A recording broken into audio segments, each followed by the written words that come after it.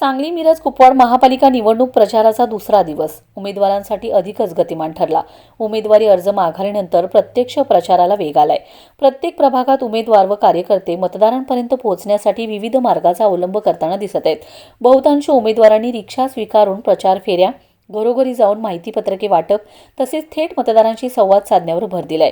रिक्षांवर उमेदवारांचे फोटो, पक्षाचे चिन्ह, घोषवाक्य लावून प्रभागातील अंतर्गत रस्त्यांवर प्रचार करण्यात आले। घरोघरी भेटी देताना उमेदवारांनी समस्या, पाणीपुरवठा, रस्ते, कचरा व्यवस्थापन, ड्रेनेज, आरोग्य व नागरी सुविधा यांसारख्या प्रश्नांवर चर्चा केली। अनेक ठिकाणी मतदारांनीही थेट प्रश्न विचारत अपेक्षा मांडलीत। उमेदवारांकडून पक्षाचे चिन्ह लक्षात राहावे तसेच स्वतःची ओळख अधिक ठळक व्हावी यासाठी पत्रकांमधून विकासाचे मुद्दे, संपर्क क्रमांक व निवडणूक चिन्ह ठसवण्याचा प्रयत्न झालेला आहे। दुपारच्या वेळेत प्रचारात खंड पडतो। सकाळी व संध्याकाळी प्रचाराची गती अधिक दिसून येते। कार्यकर्त्यांचे छोटे गट तयार करून प्रभागनिहाय नियोजन करण्यात आले। काही उमेदवारांनी महिला मतदार, तरुण वर्ग आणि ज्येष्ठ नागरिकांपर्यंत पोहोचण्यासाठी स्वतंत्र भेटीचे नियोजन केल्याचे चित्र आहे। पुढील 2 दिवसात प्रचार आणखी तीव्र होण्याची शक्यता आहे।